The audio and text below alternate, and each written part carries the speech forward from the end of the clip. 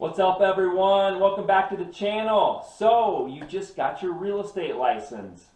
Now what do? Well, let's talk about the top 3 things you need to make sure you do as soon as you get your real estate license.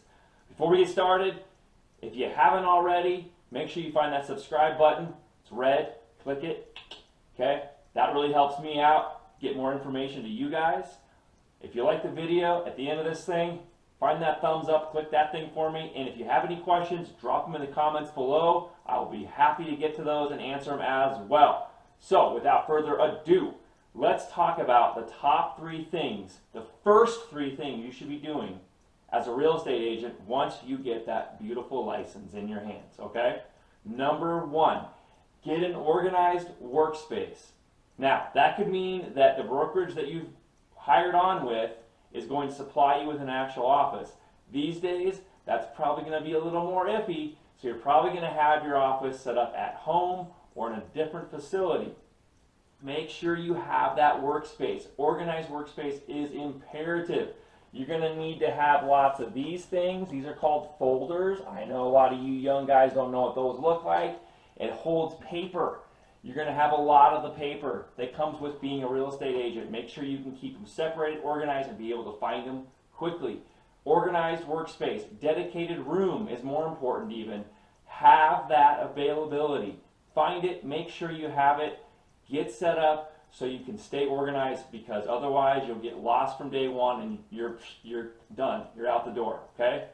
Number 2, make sure you start making connections with title companies and lenders. This is imperative to start you in your career because, 1, you got to have that network to be able to provide to your client as far as referring people for a lender, as far as setting up where the title and the escrow is going to be held and where you're going to have your closings. You want to have those really good business connections because they're going to help you network as well. They're also there to answer your questions along the way, even during contract period. If you have good relationships with these title companies, these lenders, they're going to be able to help you get through the path of the contract and make sure it's written correctly. If you're missing stuff or need to edit anything, those people are there as long as you establish those relationships, okay? So make sure you have those people in your back pocket for all of those reasons. Trust me, it is one of the things that I wish I did better at when I started out in my real estate career. I didn't have those connections, and I kind of tried to back my way into that stuff, and it doesn't work that way. Establish those connections. Obviously, you're establishing connections with all kinds of people and networking, but those 2 groups of people, those 2 kind of entities are going to be the key to your success, getting those contracts done and getting them done correctly and getting to the closing table. All right? Number 3. Understand what a mortgage is. And this may sound kind of stupid, but you would be shocked at how many actual licensed realtors don't really understand the ins and outs of what a mortgage is, how it's set up, how it's put together, what it actually truly does. I know it's a bank giving you money to go buy a house, but there's more to it than that. And I'm not saying you need to be a mortgage lender, you don't need to be a loan originator, but you need to understand the ins and outs of how the banking system works, okay? With where the money comes from, how it's moved across the table, what happens to it after you close and the mortgage gets moved somewhere else. The ins and outs, the intricacies, and the numbers behind a mortgage are really important to understand. And you will start to see why that's going to be imperative to your career as a realtor. But for right now, make sure that you understand how a mortgage works. And that's going to require you to go talk to lenders. It's going to require you to go talk to originators. How do they get paid? What are all these fees? Because guess who's going to ask you these questions? Your client.